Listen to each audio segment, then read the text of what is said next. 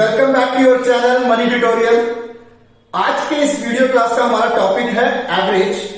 ये एवरेज हमारा part 1 video के कंटिन्यूएशन में चल रहा है। पार्ट 1 में हमने ऑलरेडी अच्छे से कंसेप्ट को समझ लिया था, कुछ क्वेश्चंस प्रैक्टिस भी कर लिए। तो उसी के आगे बढ़ते हुए इस क्लास का पहला question, the average of marks of a student in 4 subjects is 75। 4 subjects में एक स्टूडेंट ने 75 मार्क्स का एवरेज है। एवरेज है 75 का, टोटल नहीं है। तो टोटल कितना हुआ? 4 इंटू 75 300। 4 सब्जेक्ट्स में 300 नंबर आए होंगे तो उसका एवरेज 75 है। If student obtain 80 marks in the 5th subject, 5वें सब्जेक्ट में उसको कितने आए? 80 मार्क्स आ गए। Then the new average is what? तो न्यू एवरेज हमें फाइंड आउट करना है। बहुत ही सिंपल, बहुत ही इजी क्वेश्चन है। तो स्टार्ट करते हैं आज का पहला क्वेश्चन ही सॉल्यूशन। तो टोटल 4 सब्जेक्ट्स में कितने सिक्योर किया उसने? 300 मार्क्स। 4 सब्जेक्ट्स का एवरेज गिवन है ना 75, तो टोटल कितना हुआ? 300 मार्क्स प्लस 5वें सब्जेक्ट्स में उसके 80 मार्क्स स्कोर किया है, तो टोटल कितना हो गया?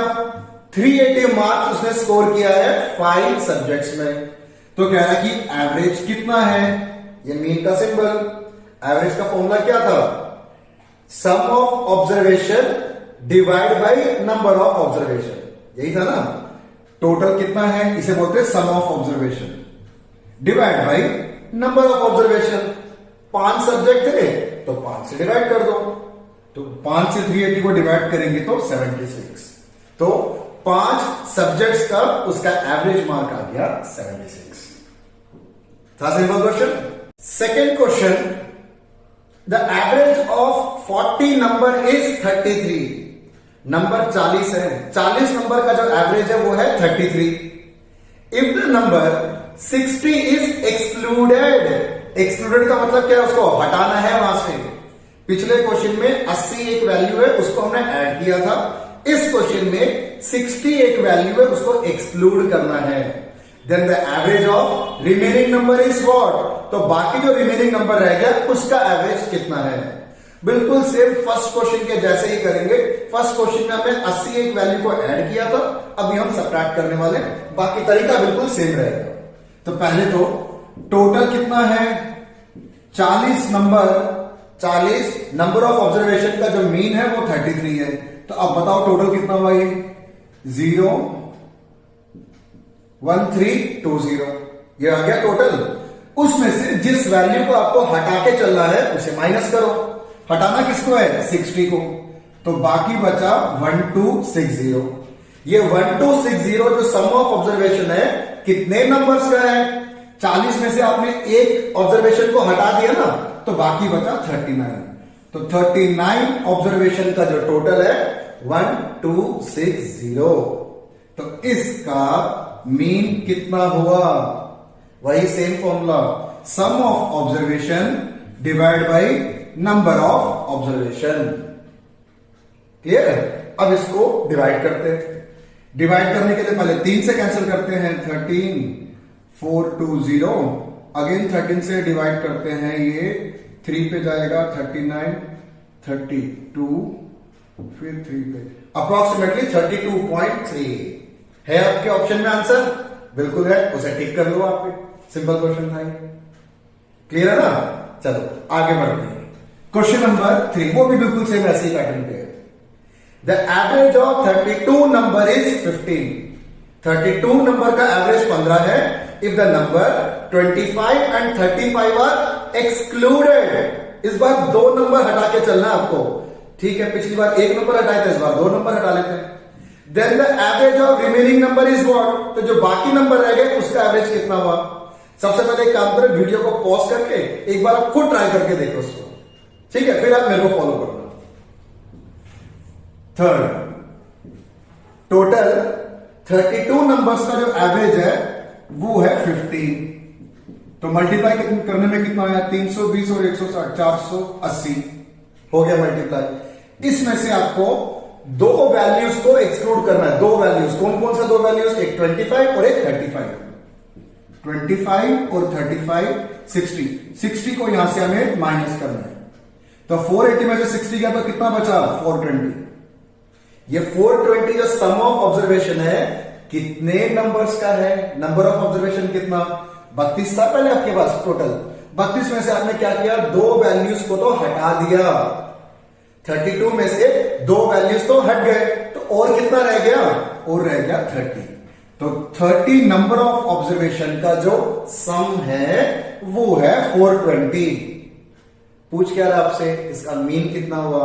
निकाल देते मीन।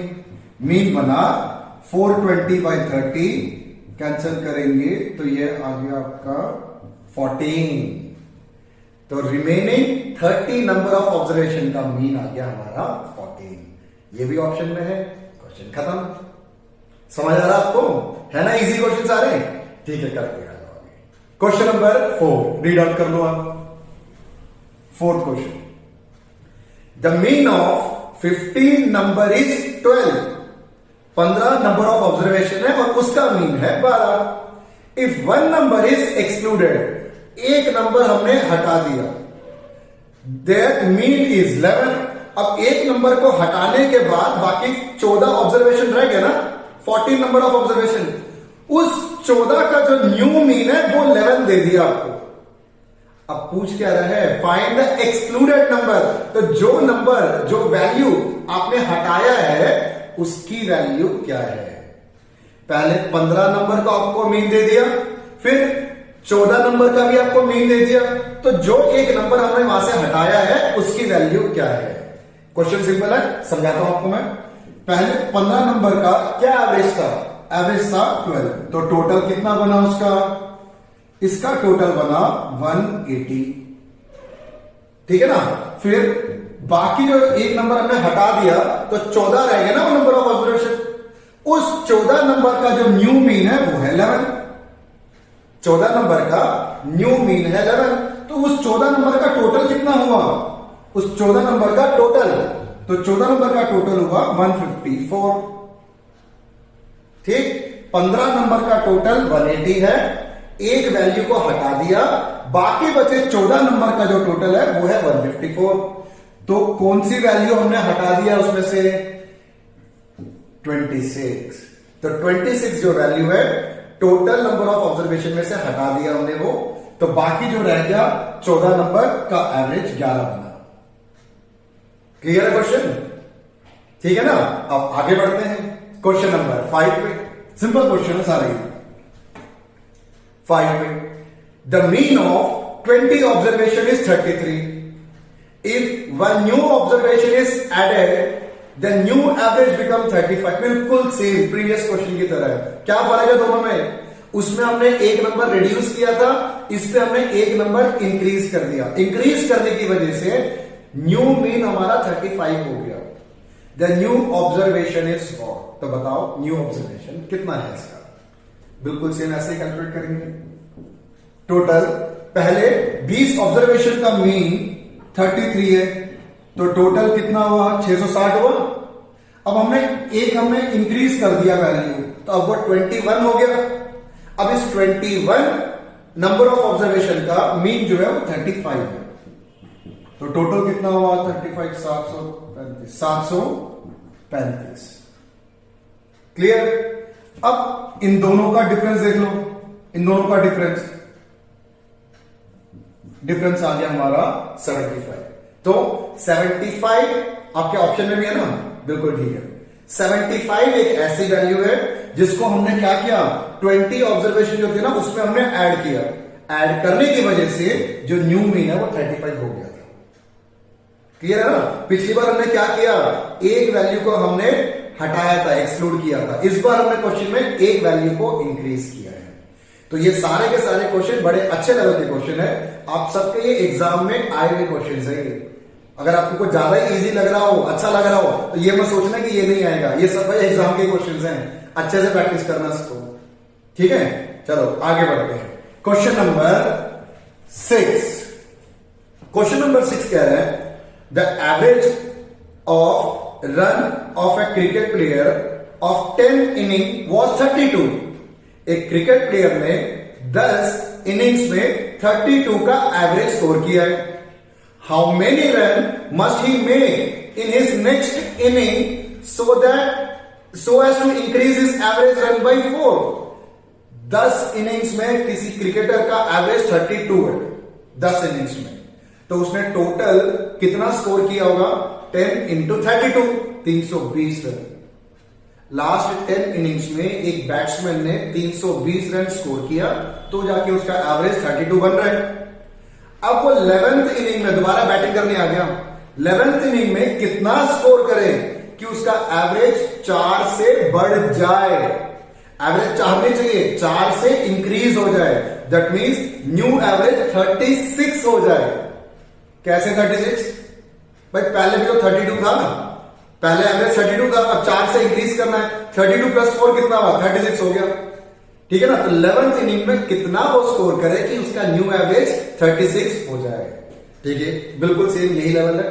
पहले तो टोटल इन 10 इनिंग्स 10 इंटू 32 320। ठीक है, अब टोटल इन 11 इनिंग्स में अब उसका एवरेज कितना चाहिए? उसको 36 चाहिए। 11 को 36 से मल्टीप्लाई कर लो, 396। तो इनका गैप कितना है? डिफरेंस, तो डिफरेंस है 76 रन। तो 11th इनिंग में अगर वो 76 रन स्कोर करता है तो उसके पूरे 11 मैचेस में जो एवरेज है ना 32 से बढ़कर 36 हो जाएगा। तो अब उसको 11th इनिंग में 76 रन स्कोर करना पड़ेगा। क्लियर है ना? सारे सेम लेवल के क्वेश्चन चलते थे। ठीक, चलो अब आगे बढ़ते हैं। अब आगे बढ़ने से पहले आपको बताता हूं नेक्स्ट लेवल जो हम करने वाले हैं मोस्ट इंपॉर्टेंट लेवल है। बहुत सारे एग्जाम में इस टॉपिक में से क्वेश्चन आता है। अब ये टॉपिक क्या है?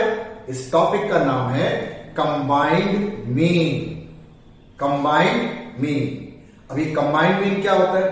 कंबाइंड मीन क्या है? जैसे कि एग्जांपल से समझाता हूं मैं। आपके क्लास में क्लास 12 में टोटल नंबर ऑफ बॉयज और total number of girls given है। बॉयज हैं 30, गर्ल्स हैं 40, ऐसे मान लो। बॉयज हैं 30, गर्ल्स हैं 40। बॉयज का एवरेज अलग गिवन है, गर्ल्स का एवरेज अलग गिवन है 12th की रिजल्ट। अब हमें क्या करना है? इन दो अलग अलग एवरेजेस को मर्ज करके एक कंबाइंड एवरेज निकालना है कि पूरी क्लास का कितना एवरेज हुआ। तो ये जो टॉपिक है इसलिए इसका नाम कंबाइन पड़ा हुआ है कि दो अलग सेट ऑफ ऑब्जर्वेशन को हमें कंबाइन करके एक कॉमन एवरेज निकालना है। तो इसमें हम क्या फॉर्मूला यूज करते हैं? फॉर्मूला हमारा यूज होगा combine mean, mean of 1 and 2 equal to n1 mean 1 plus n2 mean 2 divide by n1 plus n2। ये जो फॉर्मूला है ये ट्रेडिशनल फॉर्मूला है जो मैं अपने सेकंड ईयर के स्टूडेंट्स को पढ़ाता हूं। मैं कॉलेज में first year second year graduation के स्टूडेंट्स, तो उनके लिए तो प्रॉपर यही फॉर्मूला यूज करके पूरा सॉल्व करना पड़ता है उनको। ठीक है, तो मैं आपको सिखाऊंगा भी इसी फॉर्मूले से, पर मैं किसी किसी क्वेश्चन में आपको कुछ शॉर्टकट्स भी बताऊंगा कि बिना इस फॉर्मूले को कॉम्प्लेक्स बनाते हुए इजी वे में भी कैसे सॉल्व कर सकते हैं। ठीक है, जैसे क्वेश्चन आएगा मैं वैसे आपको समझा दूंगा। तो मूव करते हैं हम नेक्स्ट क्वेश्चन की तरफ। क्वेश्चन नंबर 7 रीड कर रहा है, in a class of 40 students 60 are girls. 40 बच्चों में से 60% तो गर्ल्स हैं। गर्ल्स कितने हुए? 40 का 60%, तो ये हो गया 24। तो गेस करो बॉयज कितने होंगे? रिमेनिंग 60 40 में से। ठीक है ना? तो नंबर ऑफ गर्ल्स और नंबर ऑफ बॉयज हमें पता लग गया। गर्ल्स 24 है और बॉयज 16 है। The average of girls marks is 70। Girls का जो एवरेज है वो 70 है and that of boys is 45। Boys का जो एवरेज मार्क है वो 45 है। What is the average mark of whole class? Girls का एवरेज अलग से गिवन है, बॉयज का एवरेज वो भी सेपरेटली गिवन है। अब हमें क्या करना है? इन दोनों एवरेज को कंबाइन करके बताना है होल क्लास का एवरेज कितना है। इसलिए इस टॉपिक को हम कंबाइंड मीन बोलते हैं। ठीक है ना? अब कैसे करना देखो, फॉर्मूला मैं यूज करूंगा। उससे पहले गर्ल्स बॉयज क्वांटिटी कितनी है? ये हमारा n1 है, ये हमारा N2, number of girls, number of boys. इनका मीन, इस गर्ल्स का मीन कितना था, मीन 1 है 70 और इनका मीन कितना था, वो है 45। यही गिवन है ना, हाँ ठीक है, 70 और 45। हमें चाहिए कंबाइंड मीन। कंबाइंड मीन का formula N1 mean 1 N2 mean 2 divide by N1 plus N2। हम इसमें वैल्यू सब्स्टिट्यूट करते हैं, 24 into 70 16 into 45 divide by 24 plus 16। अब जब मैंने इतना ये लिख दिया ना, इसके बाद स्टूडेंट थोड़ा सोच रहे होंगे कि यार ये इतने बड़े बड़े मल्टीप्लिकेशन करना पड़ेगा, इसको करना पड़ेगा, इन दोनों को प्लस करना है, फिर डिवाइड बाई 40, इसमें तो टाइम लग सकता है। ठीक है, लग सकता है। इसको करने का एक आसान तरीका भी है हमारे पास। मैंने तो पहले आपको ट्रेडिशनल मेथड समझाया कि पहले कैसे करते हैं इसको, वैल्यू कैसे पुटअप करा जाता है। जो ग्रेजुएशन के स्टूडेंट होते हैं ना, उनके पास जब मैथ्स एंड स्टैट्स होता है तो उनको तो हमें पूरा ही सिखाना पड़ता है और उन्हें कोई प्रॉब्लम नहीं होती, उनके पास तो कैलकुलेटर होता है, वो तो फटाफट जैसे कैलकुलेटर से निकाल देंगे आंसर। पर आपको तो use of calculator is not allowed, तो आपको तो मेंटल कैलकुलेशन करना पड़ेगा ना। तो इसको मैं थोड़ा सिंप्लीफाइड वे में समझाता हूं। आप इसको अपने एंड से आंसर निकाल के देख लो, मैं छोड़ रहा हूं आपके लिए। इसका मैं आपको एक और तरीका भी सिखा देता हूं जो आपको देखने और समझने में इजी लगेगा। ठीक, वो कैसे करते हैं? ये जो N1 और N2 है ना, इसकी आप एक रेशियो भी निकाल सकते हो।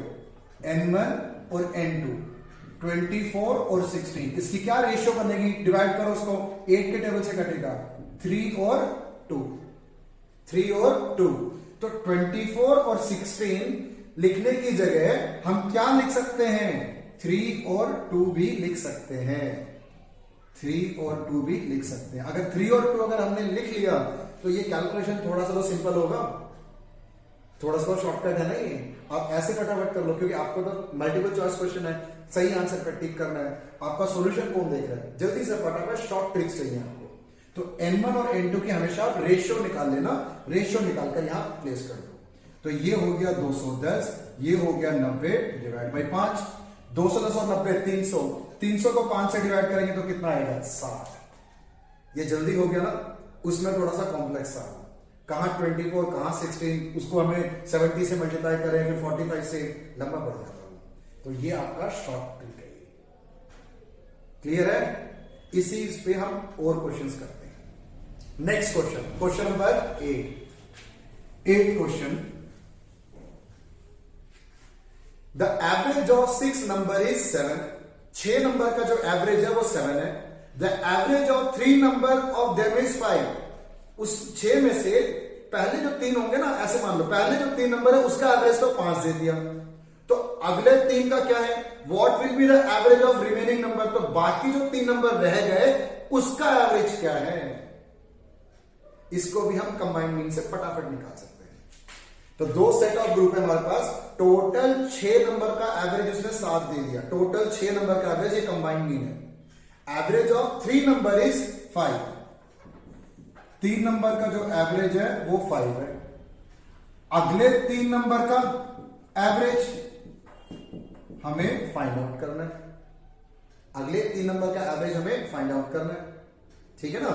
और इनका ओवरऑल एवरेज कितना है? 6 नंबर का, 6 नंबर का ओवरऑल एवरेज है 7। अब आप क्या करो, जल्दी से फटाफट फॉर्मूले में पुट कर लो। फॉर्मूला क्या था कंबाइंड मीन का? N1 mean 1 N2 mean 2 divide by N1 plus N2। करने से पहले N1 और N2 का क्या रेशियो कर सकते हैं? छोटा कर सकते हैं, कर सकते हैं। ये दोनों के दोनों 3 के टेबल से कर सकता है। कितना हुआ? 1 और ये भी 1, ठीक है। N1 और N2 का मैंने क्या किया? रेशियो निकाल लिया, 1:1। तो जहां पर N1 है वहां 1 पुट कर दो आप, N2 के प्लेस में भी 1।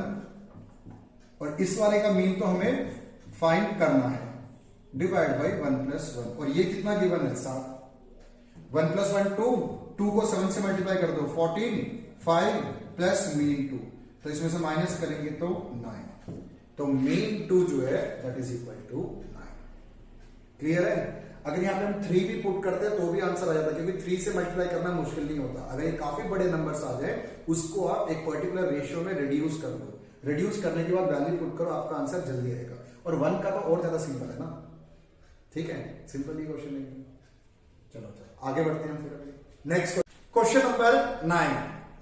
The average salary of all staff of A school is 10,000। School में जितने भी स्टाफ हैं उन सबकी जो एवरेज सैलरी है वो 10,000 है। The average salary of 20 teaching staff is 12,000।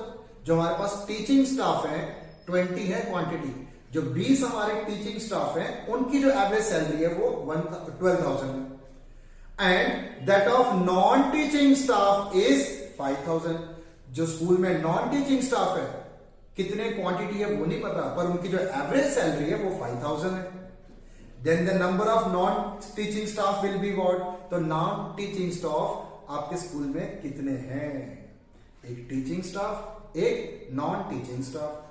Teaching staff 20 है, नॉन टीचिंग स्टाफ की क्वांटिटी कितनी है ये नहीं पता, वही क्वेश्चन में आपसे पूछ रहा है। तो करें इसको स्टार्ट। तो पहले teaching staff, non teaching staff, ये कितने हैं 20, और ये N2 कितना है नहीं मालूम, फाइंड आउट करना है। इनका मीन कितना है? इनका मीन है 12,000 और इनकी सैलरी का एवरेज ये है 5,000। एक इंफॉर्मेशन और गिवन है कंबाइन मीन। कंबाइन मीन कितना हमारे पास है? कंबाइन मीन है दोनों का 10,000। कंबाइन मीन है 10,000। ठीक है, पिछले क्वेश्चन में मैंने क्या समझाया आपको? N1 और N2 अगर क्वेश्चन में गिवन हो फॉर सिंप्लीफिकेशन पर्पस उसको आप रेशियो में छोटा कर सकते हो, बोला था। पर यहां तो N2 आपको पता ही नहीं, तो इसको मैं नहीं छेड़ सकता, छोटा नहीं हो सकता कुछ। सेकेंड, एक और आपको शॉर्टकट ट्रिक समझा रहा हूं मैं, अच्छे से समझना। अगर आपको किसी पर्टिकुलर क्वेश्चन में मीन 1, मीन 2 और कंबाइन मीन, अगर आपको ये तीनों गिवन हो, तीनों, ये दो नहीं, तीनों होने कंपलसरी है, तीनों, अगर ये तीनों मीन अगर आपको गिवन हो, इन तीनों को आप एक पर्टिकुलर रेशियो में रिड्यूस कर सकते हो, तो आपका कैलकुलेशन थोड़ा और सिंपल हो जाएगा। ठीक है, इसको कैसे रिड्यूस करेंगे? देखो बहुत सिंपल है, 3 0 3 0 3 0 कैंसिल कर दो ना, तो क्या बचा? 12, 5 और 10 हो गया ना छोटा। इसको यूज कर लेंगे फॉर्मूले में कि जल्दी से आंसर निकाल दे, ज्यादा टाइम वेस्ट ना हो। तो combine mean N1 mean 1, N2 mean 2 divide by N1 plus N2। आपको मैं समझाने के लिए लिखता हूं ये फॉर्मूला, आपको एग्जाम में नहीं करना ये सब फॉर्मूला, आपने डायरेक्ट माइंड में फॉर्मूला रखकर वैल्यू डायरेक्टली पुट करके देखना है, टाइम बचाओ आप ये पूरा स्टेप मत सॉल्व करना, इसको आपको समझाने के लिए बस। यहां पे कंबाइन मीन की प्लेस में मैं 10 लिख लेता हूं। N1 20 इंटू 12 240, N2 तो N2 है और मीन 2 कितना हमारा 5 N2 divide by N1 plus N2। तो अब यहां से हमें N2 जो है ये फाइंड आउट करना है। कर लेते हैं क्रॉस मल्टीप्लिकेशन जल्दी से। 20 को 10 से 200, N2 को 10 से 10 N2, यहां 240 प्लस 5 N2 राइट साइड में, यहां 10 N2 है लेफ्ट साइड में, राइट साइड में 5 N2। N2 को एक तरफ ले आओ ना, 10 N2 में से 5 N2 अगर माइनस करेंगे तो कितना बचेगा? बाकी 5। 10 N2 10, उसमें से 5 माइनस करना है तो 5 बचेगा। यहां 240 है, यहां 200 है, 240 में से 200 को माइनस कर दो, कितना बचेगा? 40। लास्ट आखिरी स्टेप, 5 को क्या करूं? डिवाइड में ले जाओ। 40 को 5 से डिवाइड करेंगे तो कितना आंसर आ जाएगा? 8। तो number of non teaching staff is 8। समझ आ गया? बस ये बेसिक फॉर्मूला याद रखना, फॉर्मूले में वैल्यू पुट कर दो, आपका आंसर खत्म। और किस किस का रेशियो आप निकाल सकते हो, अच्छे से प्रैक्टिस करके जाना, तो आपका टाइम सेव होगा। ये होते हैं शॉर्टकट और ट्रिक्स। क्लियर है ना? अच्छा, इस क्वेश्चन को करने का हमारे पास ना एक और मेथड भी होता है। मैं ट्राई करता हूं इस क्वेश्चन में उस मेथड को समझाने के लिए। उस मेथड का नाम होता है एलिगेशन मेथड। आप जितने भी मेरे स्टूडेंट्स हो, व्यूअर्स हो, 25% स्टूडेंट को तो आई होप कि आता ही होगा, पर जो 75% स्टूडेंट है जो पहली बार इस मेथड को समझ रहे हैं या सुन रहे हैं, तो उनके लिए मैं क्लियर कर देता हूं। और उसको समझाने से पहले मेरा एक प्रॉपर एक वीडियो है मिक्सचर एंड एलिगेशन के नाम से, उसको आप अच्छे से गो थ्रू करना, क्योंकि वो भी आपका एग्जाम का पार्ट है। तो उसी में से मैं एलिगेशन मेथड को मैं यूज कर रहा हूं इस क्वेश्चन को जल्दी से सॉल्व करने के लिए। ठीक है, वो कैसे वो मेथड अप्लाई होता है मैं आपको सिखाता हूं। देखो, मेथड ये है,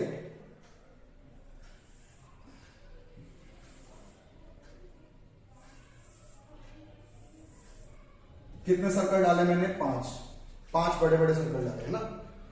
यहां जो लिखा जाता है ना, वो यहां हमेशा मीन को लिखा जाता है, ऑलवेज मीन 1 मीन 2, मीन 1 और मीन 2 को लिखा जाता है।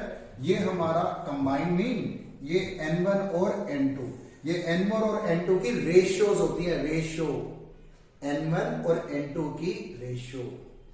तो पहले वाला जो टीचिंग स्टाफ का जो सर्कल है, उसमें कितने था उनका एवरेज? 12,000।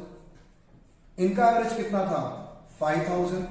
मीन 2 कंबाइंड मीन कितना था? 10,000। इसकी क्वांटिटी हमें पता ना कितने थे? ये 20 थे, और ये हमसे पूछ रहा है, ठीक है। ये एलिगेशन का रूल क्या होता है? देखो बहुत ही ज्यादा सिंपल है, बहुत सिंपल है ये रूल। इसमें से इसको माइनस करना होता है। 12,000 में से 10,000 गया तो कितना बचा? 2,000। ठीक है, सिंपल है। बड़े में से छोटे को माइनस करना है, ऐसे ही इसमें से इसको आप माइनस करो, बड़े में से छोटे को माइनस, कितना आया? 5,000 आया। क्लियर है? तो इन दोनों की रेशियो क्या बनी? n1 और n2 की 5:2। क्लियर? 5:2। ये जो 5 है ना, ये 5 किसके इक्वल है? ये 20 के। आपसे वो ये n2 जो है ये पूछ रहे हैं, तो n1 और n2 5:2 में ही रहेंगे, याद रखना। ये 5 है तो ये पक्का 2 होगा, ये 10 है तो ये 4 होगा, ये 15 है तो ये 6 होगा, ये 20 है तो ये 8 होगा। क्वेश्चन खत्म। था सिंपल। अच्छा, अगर कुछ बड़ा नंबर हुआ तो कहां तक लेके जाओगे? मैं तरीका समझाता हूं। आपको ये फाइंड आउट करना ना, ये कैसे फाइंड आउट होगा? देखो ये कितना क्वांटिटी है यहां पर? 20। इस 20 को जो है आप 5 से डिवाइड कर लो, क्योंकि ये 25 के हिसाब से है, ये 25 के हिसाब से। और हमें क्या निकालना है? 2 के हिसाब से कितना हुआ? तो भाई 2 के हिसाब से कितना हुआ? 8। क्वेश्चन खत्म। कोई फॉर्मूला कुछ नहीं पुट करना। n1 n2 मल्टीप्लाई करो, क्रॉस मल्टीप्लाई करो, सारा झंझट खत्म। सही लगा आपको? मेथड नहीं लगा? ये बताओ इस कंसेप्ट को। ये इस चैप्टर का तो मेरा नहीं है टॉपिक, ये तो मेरा मिक्सचर एंड एलिगेशन है। एलिगेशन मेथड कहते हैं उसको। ये एलिगेशन मेथड इस टाइप के क्वेश्चन में भी यूज हो सकता है। जो आपके एग्जाम में जो टाइम आपका सबसे प्रीशियस है, वहां बड़े बड़े फॉर्मूले क्यों यूज करना? तो इस वाले तरीके से कर लो। देखो झटके से आपका फटाफट आंसर आ जाएगा। 8 आपका ऑप्शन है, 8 को टिक करो, नेक्स्ट क्वेश्चन की तरफ बढ़ो। सही लगा आपका मेथड? ही इसको एक बार दोबारा देखना है। जब जब और क्वेश्चंस में आएगा मैं आपको दोबारा सिखाने की जरूर कोशिश करूंगा इसको। चलो ठीक है, आगे बढ़ते हैं। Last question, question number 10। Question number 10, the average marks obtained by a class of 60 student is 65। 60 बच्चों का जो एवरेज है वो 65 है। The average marks of half of the student is found to be 85। जो स्टार्टिंग के जो आधे बच्चे हैं, आधे बच्चे मतलब कितना? 30 बच्चों का जो एवरेज है वो तो 85 है। The average marks of remaining student is what? तो बाकी जो 30 बच्चे रह गए उनका एवरेज कितना है? बाकी जो बच्चे रह गए उनका एवरेज कितना है? करते हैं सॉल्व इसको। n1 30, n2 वो भी 30 क्योंकि हाफ ऑफ स्टूडेंट। पहले जो 30 थे उनका एवरेज कितना है? पहले 30 स्टूडेंट का एवरेज है 85। दूसरे जो है उनका रिमेनिंग 30 का एवरेज वही हमें फाइंड आउट करना है। और इन दोनों का 30 और 30 60 स्टूडेंट्स का कंबाइंड मीन हमें गिवन है 65। इनका कंबाइंड मीन हमें गिवन है 65। n1 30 है, n2 भी 30 है, half of student. Mean 1 85, mean 2 find out करना है और इनका कंबाइंड एवरेज है 65। ठीक है, पहले क्या करेंगे? फॉर्मूला लिखेंगे, फॉर्मूले में पुट करते हैं। उससे पहले मैंने क्या आपको शॉर्टकट सिखाया है? n1 और n2 कभी आपको गिवन हो, फटाफट अगर उसकी रेशियो निकल सकती है अब छोटा कर लो। ये दोनों 30 के टेबल से कट जाएगा, ये 1 और ये 1। ठीक है ना? अब जल्दी से फॉर्मूले में पुट कर लो, जल्दी आंसर आ जाएगा आपका। कंबाइंड मीन का फॉर्मूला दोबारा मैं फॉर्मूला लिख रहा हूं। n1 mean 1, n2 mean two divide by n1 plus n2। तो 1 into 85 1 into mean two n1 plus n2 2 और कंबाइंड मीन कितना गिवन था 65। 2 को 65 से क्रॉस मल्टीप्लाई कर लो तो ये आ गया 130 equal to 85 plus mean two. तो बताओ मीन टू की वैल्यू कितनी भाई, 130 में से 85 माइनस कर लो तो आ गया आपका आंसर 45 है ऑप्शन में। बिल्कुल समझ आया, क्लियर है ना आपको अच्छे से। मैं सोच रहा था कि इस मेथड को भी एक बार आपको मैं एलिगेशन से सिखा दूं मैं, ठीक है। क्वेश्चन तो लास्ट है, बस खत्म होने वाला है। एक बार एलिगेशन से भी समझने की कोशिश करते हैं, अगर आपको वो इजी लगे तो उसको जरूर फॉलो करना। एलिगेशन मेथड, ये एक सर्कल, यहां और यहां। अच्छा, यहां पर हमेशा क्या लिखा जाता है, यहां हमेशा मीन 1 और मीन 2 लिखा जाता है, मीन 1 और मीन 2। यहां पर कंबाइंड मीन, यहां n1 और n2। n1 और n2 की हमेशा रेशियो होती है, रेशियो ऑफ नंबर्स। 30 गिवन था, इसको हम छोटा कर सकते हैं 1 और 1। जितने n1 में है उतने ही n2 में है, जितने n2 में है उतने ही n1 में है, ऐसे भी पढ़ लो। ये हमेशा रेशियो होती है। कंबाइंड मीन कितना गिवन था आपको 65 और ये फर्स्ट वाले का मीन हमें गिवन था कितना 85 और सेकंड वाले का मीन हमें फाइंड आउट करना है, यही तो निकालना है यहां से। अच्छा, एलिगेशन का रूल क्या होता है, रूल समझना। ये और ये आपको गिवन है, इसमें से अगर आप इसको माइनस करते हो, ठीक है, वो वाली फिगर को यहां लिखना पड़ता है। तो 85 में से 65 गया तो कितना, हमेशा बड़े में से छोटे को माइनस करा जाता है, तो कितना 20।